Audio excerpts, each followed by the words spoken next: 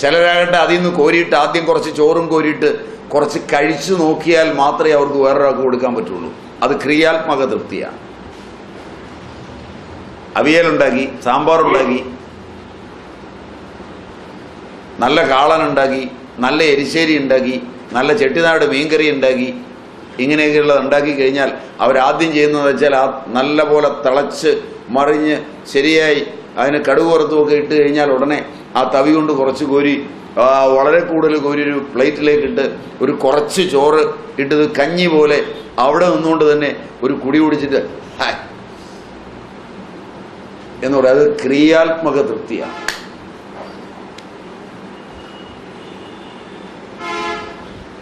Can you imagine? No. അത് ചില ശരീരപ്രകൃതം കൊണ്ടാണ്. അത് ക്രിയാത്മക തൃപ്തിയാണ്. സക്രിയ തൃപ്തി എന്നാണ് അതിന് പറയുക.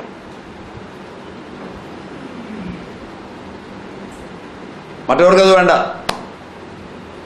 അവർക്കത് തിളയ്ക്കുമ്പോൾ അതെങ്ങനെയാണ് ഉള്ളിൽ പടരുന്നതെന്നും എങ്ങനെയാണ് തൃപ്തി ഉണ്ടാക്കുന്നതെന്നും ഒക്കെ ഭാവനയിൽ അറിയാവുന്നത് കൊണ്ട് വാങ്ങി അടച്ചങ്ങ് വെച്ച് വിളമ്പേണ്ട സമയത്ത് വിളമ്പിക്കൊടുക്കുക അല്ലാതെ തിരിഞ്ഞു നോക്കില്ല.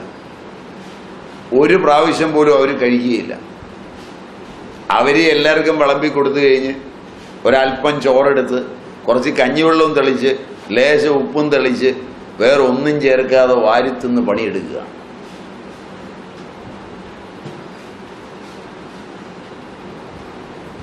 കുറേ നാൾ അങ്ങനെ ചെയ്യുമ്പോഴാണ് മക്കളോ ഭർത്താവോ അച്ഛനോ അമ്മയോ ചിലപ്പോൾ കയറി ചെന്നവനോ അറിയാതെ ഇതൊന്ന് കാണുന്നത്. ഇവർ കഴിക്കുന്നത് എപ്പോഴാണെന്ന് നോക്കിയപ്പോഴാണ് എല്ലാ പണിയും കഴിഞ്ഞ് ഉച്ചയ്ക്ക് എല്ലാവർക്കും കൃത്യം 1 മണിക്ക് തന്നെ ഭക്ഷണവും കൊടുത്ത് ഒരു 3:30-4 മണി ആകുമ്പോഴേക്ക് ആ അടുക്കളയുടെ ഒരു കോണിലിരുന്ന് ഒരല്പം ചോറിലേക്ക് ലേശം കഞ്ഞിവെള്ളം ഉപ്പ് ഒഴിച്ച്, കൂട്ടാൻ കഞ്ഞിവെള്ളം, ഉപ്പിന് ഒരു വാരിത്തീറ്റയും തിന്ന് പാത്രവും കഴുകി വെച്ച് നല്ല ഉഷാറായിട്ട് വരും.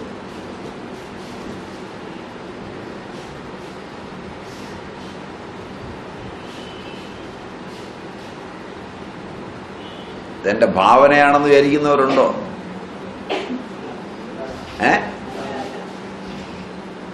ഇതാണ് യാഥാർത്ഥ്യം. അവരുടെ കൈവിരൽ തുമ്പിൽ കിടന്ന് കളിക്കും മക്കളും ഭർത്താവും അച്ഛനും അമ്മയും നാട്ടുകാരും എല്ലാം. ഒരിക്കൽ അതിലേ പോയാൽ സർവസംഘ പരിത്യാഗിയായ സന്യാസി പോലും ആ അമ്മയുടെ അടുക്ക മര്യാദയ്ക്കേ നിൽക്കുള്ളൂ, ഇല്ലേ വെട്ടുമായി.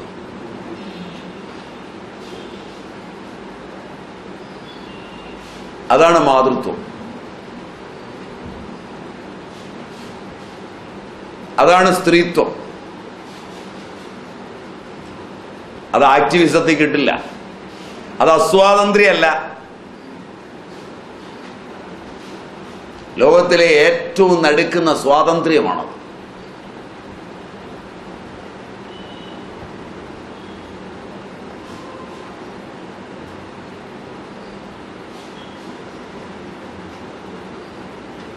Can you imagine?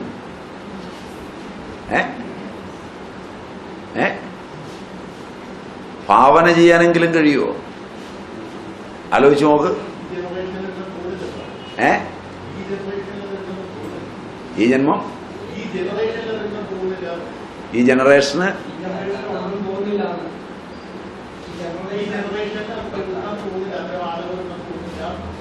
ഈ ജനറേഷനിൽ ഇപ്പോൾ ഉണ്ട് അത്ര ആള്. ഒരുപാടില്ല. കഴിഞ്ഞ ജനറേഷനിൽ ഒരുപാടുണ്ടായിരുന്നു. വംശനാശം വരുന്ന റെഡ് ബുക്കിൽ കയറാവുന്നവർ ഈ ജനറേഷനിലും ഉണ്ട്. ഇതിലിരിക്കുന്ന കുട്ടികൾ ചിലർ നാളെ അങ്ങനെ വളർന്നു വരും. ഇതൊന്നും വംശനാശം വന്ന് പോവില്ല എന്ന് സംശയിക്കൊന്നും വേണ്ട. എണ്ണം കുറയും.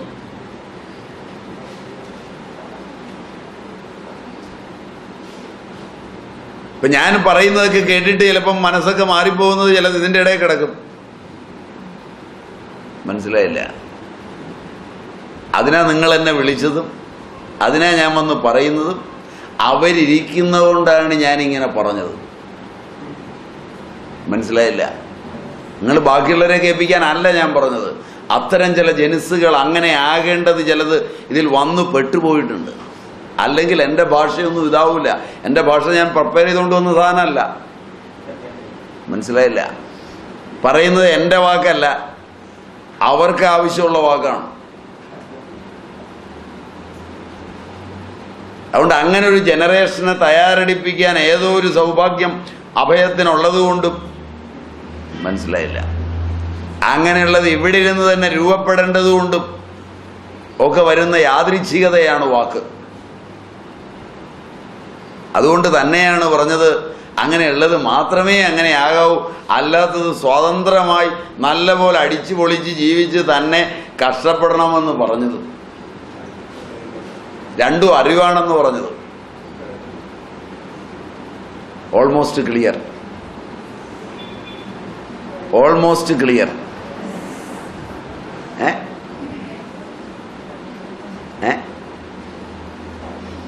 ചോദിക്കാം.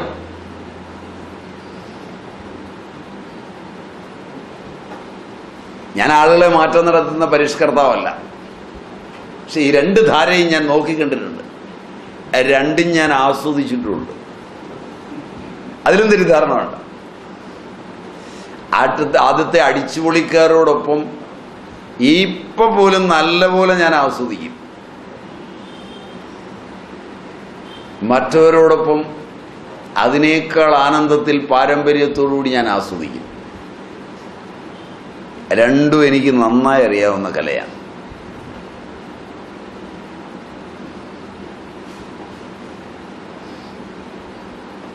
ഏതാ ഉത്തമമെന്ന് ചോദിച്ചാൽ ഞാൻ പറയും രണ്ടിനും രണ്ടിൻ്റെതായ ഗുണമുണ്ട്, രണ്ടിൻ്റെതായ ദോഷമുണ്ട്. പുറത്തു നിന്നൊരുത്തൻ നോക്കിക്കണ്ടാൽ ആദ്യത്തതിൽ അവരസ്വാതന്ത്ര്യത്തിലാണോന്ന് ഇവന് തോന്നിയ അസ്വസ്ഥത ഒന്ന് ഇവൻ ആക്ടിവിസ്റ്റായി അവരെ സ്വാതന്ത്ര്യത്തിലേക്ക് കൊണ്ടുവരാൻ ശ്രമിക്കുന്നതാണ്. മനസ്സിലായില്ല? രണ്ടാമത്തതിലാകട്ടെ സ്വാതന്ത്ര്യം ഉണ്ടെന്ന് തോന്നിയ അറപ്പുണ്ടാകുന്നതാണ്.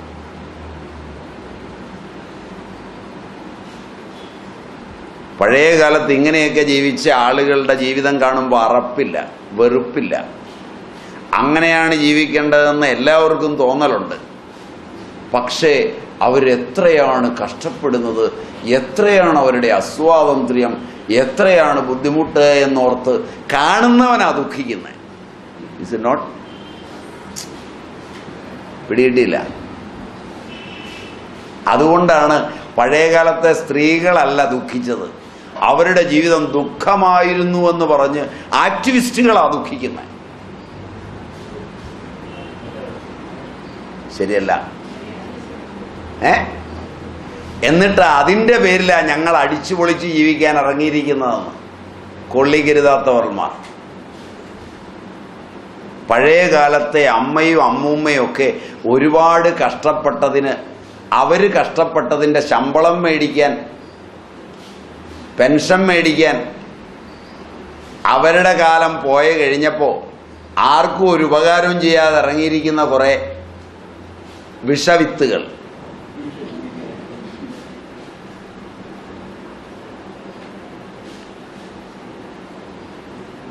വർഗപാരമ്പര്യം പറഞ്ഞ്. Is it true? Is it true?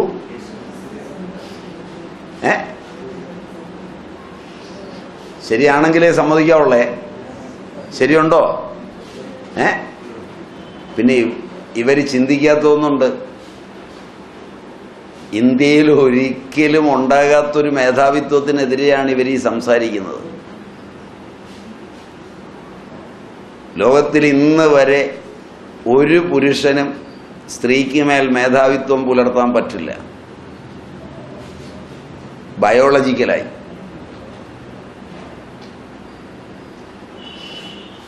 കാരണം വികാരഭാണ്ഡമാണ് പുരുഷൻ, വിചാരം സ്ത്രീയുടെ മാത്ര. വിവാഹിതരായ പുരുഷന്മാരും സ്ത്രീകളും ഒന്ന് കൈപൊക്കിയാൽ നല്ലതാണ്.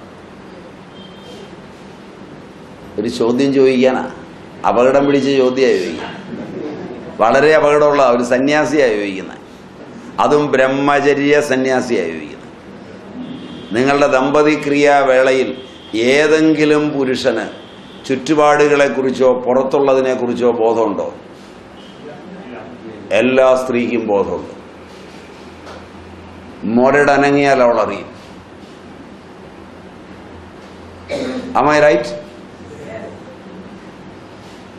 ആ പുരുഷൻ സ്ത്രീക്ക് മേൽ മേധാവിത്വം പുലർത്തുവന്നു. സ്ത്രീയുടെ കയ്യിലറ്റത്തെ ചരടായി കിടന്ന് കളിക്കാനല്ലാതെ ഒരു പുരുഷനും ബലമില്ല.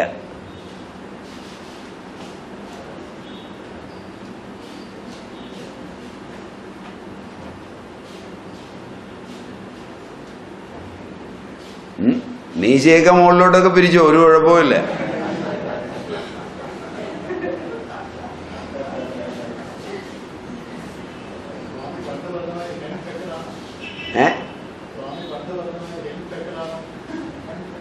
വിവാഹം കഴിച്ചെങ്കിൽ അതെ.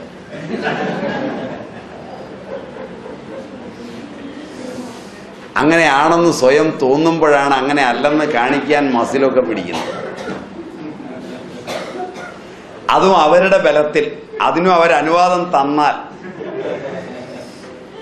നിങ്ങൾ എൻ്റെ അസ്വാതന്ത്ര്യത്തിലാണെന്ന് നിങ്ങളുടെ അമ്മയ്ക്ക് തോന്നരുത്, അച്ഛന് തോന്നരുത്, നാട്ടുകാർക്ക് തോന്നരുത്, എന്നെ ചീത്തയാക്കരുത്, അതുകൊണ്ടൊന്ന് മസിലൊക്കെ പിടിച്ചു നിന്നോ എന്ന് അവൾ അനുവദിച്ചാൽ അനുവദിക്കുന്നിടം വരെയുള്ള മസിലേ ഉള്ളൂ.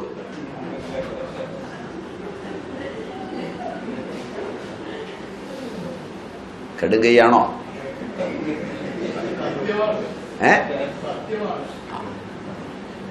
ഇത് നല്ലപോലെ ഈ കളി അറിയാം. അതുകൊണ്ട് തന്നെയാണ് പറഞ്ഞു തരുന്നത്. അവിടെ എവിടെയാണ് പുരുഷ മേധാവിത്വം? ലോകചരിത്രം ഇന്നുവരെ പരിശോധിച്ചാൽ സ്ത്രീയുമായുള്ള മത്സരത്തിലെ വെറും കരുവാണ് പുരുഷൻ. നിങ്ങളുടെ നിഘണ്ടുവിൽ എവിടെയെങ്കിലും, നിങ്ങളുടെ ജീവിതത്തിൽ എവിടെയെങ്കിലും അമ്മായിയപ്പൻ പോരെന്ന് കേട്ടിട്ടുണ്ടോ?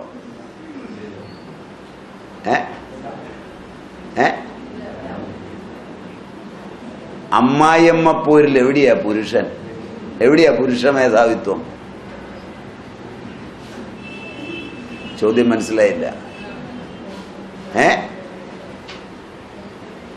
ഒരു പുരുഷൻ ഭാര്യയുടെ, അമ്മയുടെ, രണ്ട് സ്ത്രീയുടെ ഇടയിൽ ആരെ അംഗീകരിക്കണമെന്നോർത്ത് വിഷമിക്കുന്നതല്ലാതെ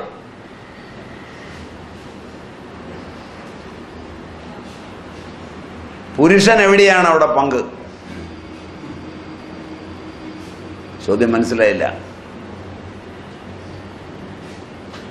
എന്നിട്ട് ഇത്രയും കാലം ഈ സ്ത്രീകളെല്ലാം കയറിയിരുന്ന് പുരുഷനെ തെറി പറഞ്ഞിട്ട് ഒരു മറുപടി പറയാൻ പുരുഷനാകാതിരിക്കുന്നത് പോലും അവൻ്റെ ദൗർബല്യം കൊണ്ടാണ്.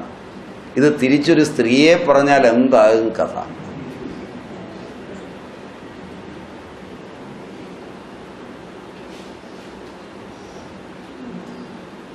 Am I right?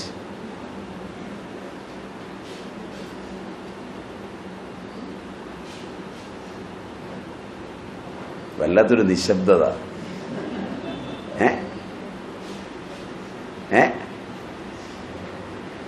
സ്റ്റേജിലൊക്കെ പുരുഷന്മാരെ വരെ നിരത്തിയിരുത്തി ആക്ടിവിസ്റ്റുകളായ സ്ത്രീകളെ അടിച്ച് പരത്തുമ്പോൾ അതിനെ സപ്പോർട്ട് ചെയ്ത് പറഞ്ഞിട്ട് ഇറങ്ങിപ്പോരാനല്ലാതെ സാധാരണ ഒരു പുരുഷനും പറ്റുകയില്ല. ശരിയാണോ? ലോകചരിത്രം ആദ്യം മുതൽ നോക്കുക,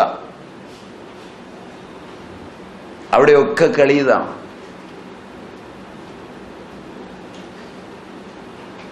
എക്സെപ്ഷനായി ഒരെണ്ണമെങ്കിലും ഉണ്ടെങ്കിൽ പറഞ്ഞോളുക, പരതിക്കൊള്ളുക. അപ്പൊ ഇവിടെയെല്ലാം മനുഷ്യന്റെ തൃപ്തിയുടെ പ്രശ്നമാണ്. അതിനായി ഇത് മുഴുവൻ വിസ്തരിച്ചത്. മനുഷ്യകോശങ്ങൾ തൃപ്തമാവണം, എല്ലാ കോശവും സമഗ്രമായി തൃപ്തമാകണം. അതാണ് സ്വാതന്ത്ര്യം. അതിനെ തൃപ്തിപ്പെടുത്തി എടുക്കുന്നതിന് എന്താണ് വഴി? അങ്ങനെ ഒരു ചോദ്യം ഇതിലുണ്ടെന്ന് തോന്നുന്നു, ഇല്ലേ? യഥാർത്ഥ സ്വാതന്ത്ര്യത്തെ തിരിച്ചറിയുന്നതിനും അനുഭവിക്കുന്നതിനും എന്തെല്ലാം അനുഭവിക്കുന്നതും എങ്ങനെയാണ്? ഇസ് നോട്ട് അങ്ങനെയല്ലേ? അതിനുള്ള പദ്ധതി ഞാൻ പറഞ്ഞ ഈ സാക്ഷിയെ വെക്കണം. ഇന്നു മുതൽ ആ സാക്ഷിയെ വെക്കാൻ തുടങ്ങിയാൽ നിങ്ങൾ നിങ്ങളുടെ നിയന്ത്രണത്തിലാണ്, മറ്റൊരാളുടെ നിയന്ത്രണമില്ല. അതിൽ 3 കാലങ്ങൾ, ഭൂതം, വർത്തമാനം, ഭാവി, 3 കാലങ്ങളുടെ അറിവാണ് സമ്മേളിക്കുന്നത് വർത്തമാനത്തിൽ. യഥാർത്ഥത്തിൽ ഒരു കാലമേ ഉള്ളൂ, അത് വർത്തമാനമാണ്. വർത്തമാന കാലമേ ഉള്ളൂവെന്നറിയെങ്കിലും വർത്തമാനകാലത്തെ നന്നാക്കാനും വികലമാക്കാനും ഓർമ്മയുടെ ഏടിൽ നിന്ന് ഭൂതകാലം വന്നങ്ങ് നിറയും. അപ്പോൾ തെരഞ്ഞെടുപ്പ് അസാധ്യമായി തീരും. ഭൂതകാല അനുഭവങ്ങൾ വർത്തമാനത്തെ റാഞ്ചിക്കൊണ്ടുപോകും. വർത്തമാനമല്ലാതാവുകയും ഭൂതമാവുകയും ചെയ്യും. വർത്തമാനകാലത്തിലേക്ക് ഭാവി വന്നു ചേരും. ഉത്കണ്ഠകളും ഭയങ്ങളും ഉണ്ടാവും.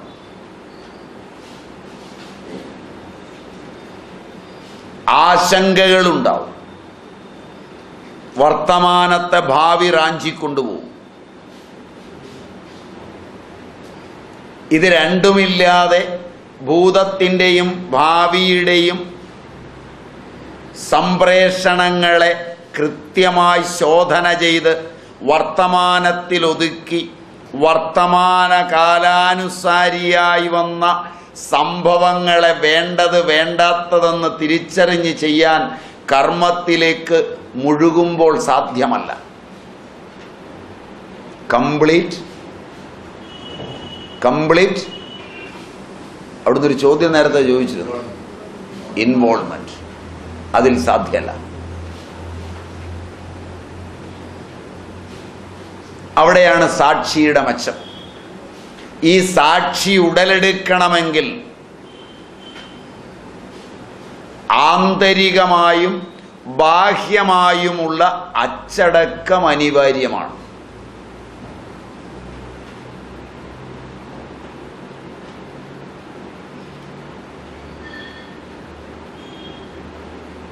അഹിംസ, ആരെയും ഉപദ്രവിക്കാതിരിക്കൽ, എന്ത് അപകടം വന്നാലും സത്യം പറഞ്ഞ് ശീലിക്കൽ,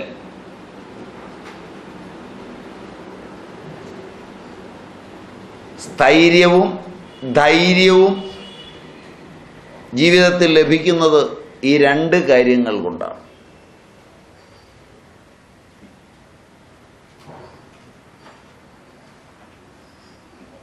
അസത്യം പറഞ്ഞ് താൽക്കാലികമായി നിന്നാൽ ഭയം എരച്ചു കയറും.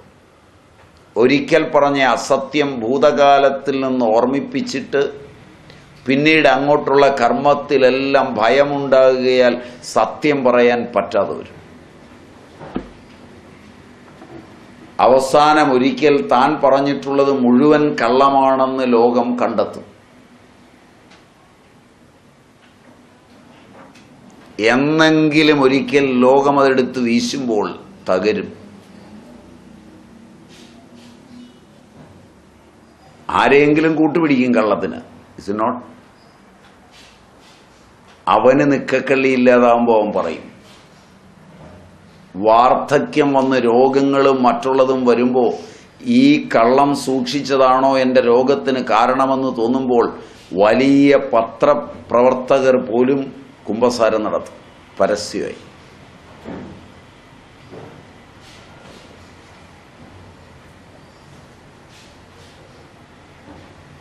പത്രപ്രവർത്തന രംഗത്തെ മുടിചൂടാമന്നന്മാർ വരെ.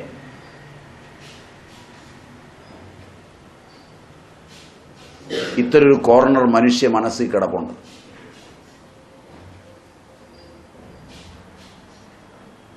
അതുകൊണ്ട് മനസ്സ് നന്നായി ഈ സാക്ഷിയെ വളർത്തി നിർത്തണമെന്നുണ്ടെങ്കിൽ അഹിംസ, സത്യം, അസ്തേയം, ബ്രഹ്മചര്യം, അപരിഗ്രഹമെന്ന 5 ഗുണങ്ങൾ വേണം.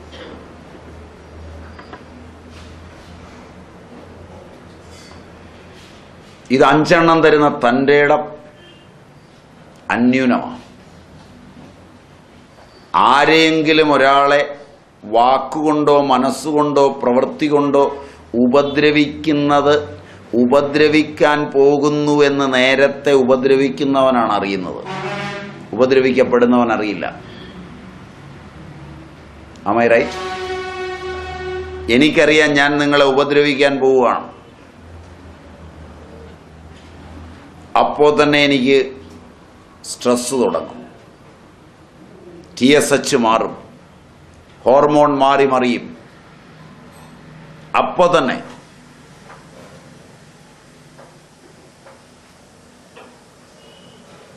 എനിക്ക് തെരുതെരെ മൂത്രമൊഴിക്കണമെന്ന് തോന്നും. Sensuous change, glandular change, biochemical change and metabolical change. ഇതവിടെ രേഖപ്പെടുത്തും. പിന്നീട് എനിക്ക് തൻ്റെ ഇടം വേണ്ട എല്ലാ രംഗത്തും ഈ ഭയം എരച്ചു കയറി വരും.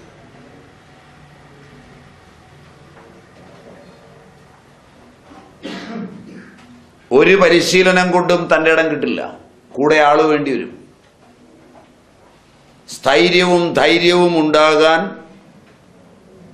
അത്യന്താപേക്ഷിതമായ സാക്ഷിയെ നിലനിർത്താൻ അനുപേക്ഷണീയമായി വേണ്ടത് അഹിംസ, ആരെയും ഉപദ്രവിക്കാതിരിക്കൽ, സത്യം,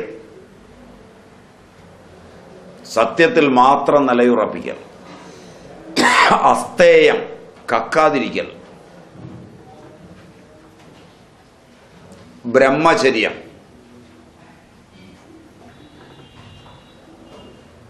അന്യഥാകാമമില്ലാതിരിക്കൽ, സ്ത്രീ പുരുഷ ബന്ധങ്ങളും പുരുഷ പുരുഷ ബന്ധങ്ങളും സ്ത്രീ സ്ത്രീ ബന്ധങ്ങളും ചാരുവായിരിക്കൽ, അവനവന്റെ തന്നെ ലൈംഗിക ഉത്സർജനത്തെ മര്യാദാമസൃണമായി ഉപയോഗിക്കൽ,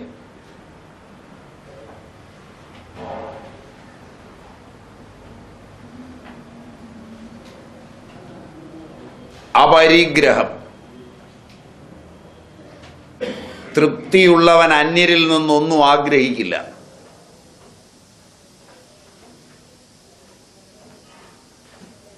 കുട്ടിക്കാലം മുതൽ ചില കുട്ടികളിൽ കാണും, വസ്ത്രം എടുക്കാൻ പോവാണ്, എനിക്കിപ്പോൾ ആവശ്യത്തിനുണ്ട്, വേണ്ട,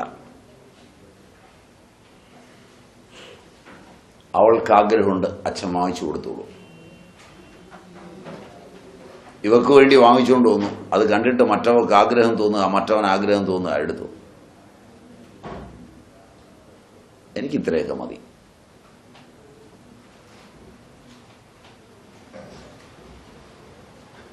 തൽക്കാല ആവശ്യത്തിനുള്ള ഒരു പുസ്തകമാണ്, സ്ഥിരമായി വേണ്ടതല്ല, വിഷയത്തിൻ്റെ പ്രധാനപ്പെട്ടതല്ല.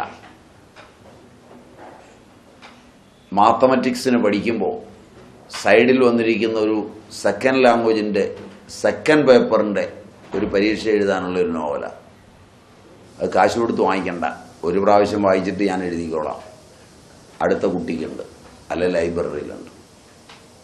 പക്ഷെ മെയിനായിട്ടുള്ളത് അത് വാങ്ങിച്ചു തന്നാൽ മതി.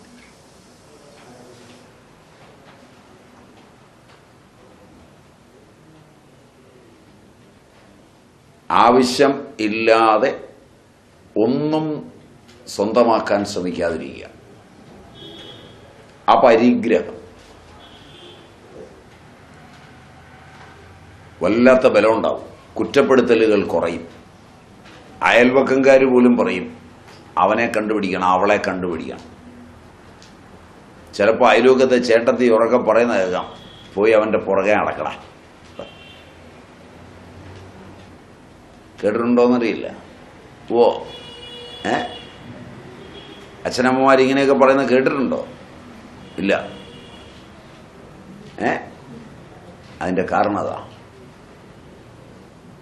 ഏറ്റവും ലളിതമായി ജീവിക്കുകയും ഏറ്റവും വലിയ റിസൾട്ട് ഉണ്ടാക്കുകയും ഏറ്റവും നല്ല രീതിയിൽ കളിക്കുകയും ചിരിക്കുകയും ഇടപെടുകയും ഏറ്റവും കൂടുതൽ ആളുകളെ ഏറ്റവും കുറഞ്ഞ സമയം കൊണ്ട് ഏറ്റവും കൂടുതൽ കാലത്തേക്ക് സന്തോഷിപ്പിക്കുകയും ചെയ്ത് ജീവിക്കുക.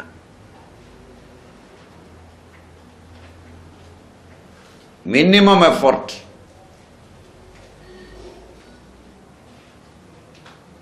ധന്യമായ ജീവിതം.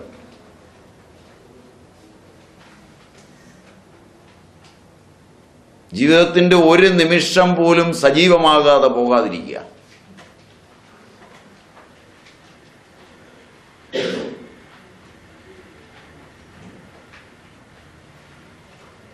ഇരുപത്തിനാല് മണിക്കൂറും പണിയെടുക്കുന്നു എന്ന് ലോകത്തിന് തോന്നുക.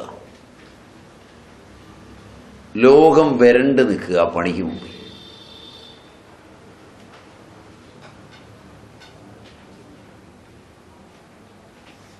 ഇതാ സ്വാതന്ത്ര്യം. അവൻ്റെ സ്വാതന്ത്ര്യം എല്ലാത്തിനും മേലാണ്. അവൻ ചെന്നിരിക്കുന്നതൊക്കെ അവൻ്റെ സാമ്രാജ്യമാണ്. വടക്കേ ഇന്ത്യയിൽ മഹാരാജ് എന്ന് വിളിക്കും. കാരണം ഇങ്ങനെയുള്ളവരെയാണ് വിളിക്കുന്നത്. കയറി ചെന്നൊരു കസേരയിൽ ഇരുന്നാൽ അത് അവൻ്റെ കസേരയായി, അവൻ്റെ വീടായി, അവൻ തീരുമാനിക്കുന്നതായി.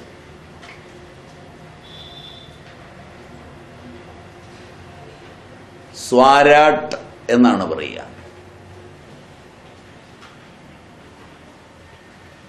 തന്നിൽ തന്നെ സന്തോഷിക്കുന്നവനായി ജീവിക്കുന്നവൻ. ഈ സ്വാതന്ത്ര്യത്തിനുള്ള പദ്ധതി അഹിംസ, സത്യം, അസ്തേയം, ബ്രഹ്മചര്യം, അപരിഗ്രഹം. ആന്തരികമായി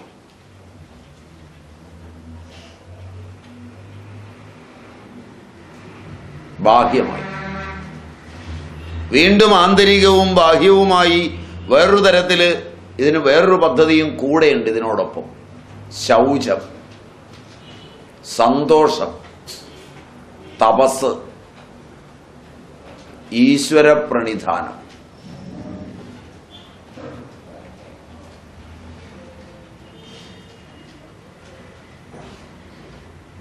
എവിടെയെങ്കിലും വിജയം വന്നാൽ അത് ഒരു അദൃഷ്ടത്തിൻ്റെ വിജയമാണ്. അദൃഷ്ടമാണ് ദൈവം അല്ലെങ്കിൽ ഈശ്വരൻ. കാരണം ഇവന് കർമ്മങ്ങളുടെ ഒരു രഹസ്യം അറിയാം. എല്ലാ കർമ്മത്തിലും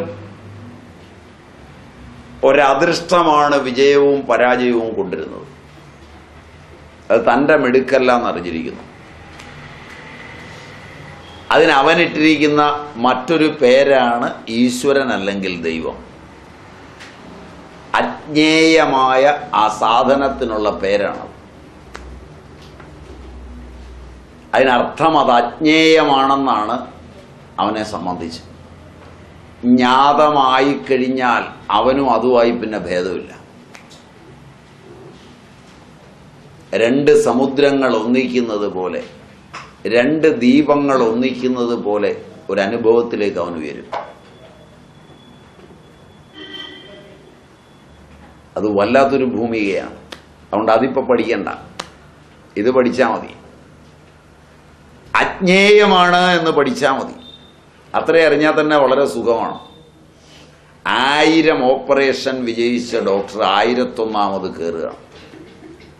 ഹോസ്പിറ്റലിൽ ചെന്നു അഡ്മിറ്റ് ചെയ്യാൻ നേരത്ത് ചോദിച്ചു. ഇവിടെ തൊട്ടടുത്താണ്, നടന്ന സംഭവമാണ്,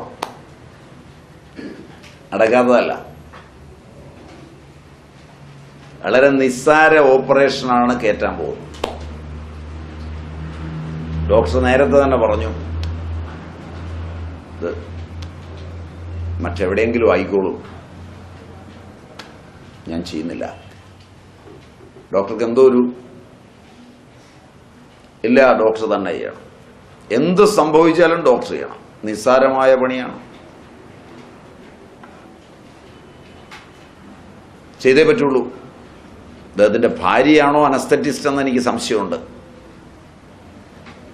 ഏതായാലും അവസാനം മോളിൽ നിന്ന് മതനേതാക്കന്മാരും ഒക്കെ വിളിച്ചു പറഞ്ഞു. ഒരുപാട് പേര് നിർബന്ധിച്ചു. ലാസ്റ്റ് അദ്ദേഹം പ്രിപ്പയർഡായി. ഒരു ഓപ്പറേഷൻ ഫെയിലായിട്ടില്ല. അതുകൊണ്ടാണ് എല്ലാവരും വിശ്വസിച്ചിരിക്കുന്നത്. ആ ഹോസ്പിറ്റലിലെ സ്റ്റാഫിന് മുഴുവൻ അറിയാം അദ്ദേഹം തൊട്ട ഒറ്റ കേസ് ഫെയിലുവർ അല്ല.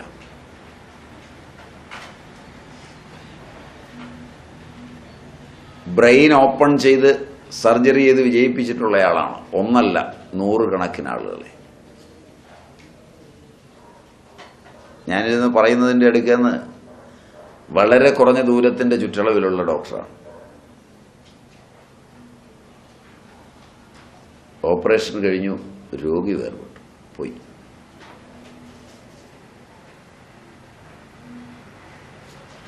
ഡോക്ടർ ആദ്യം ചെന്ന് ആ തന്തയെ കെട്ടിപ്പിടിച്ചു.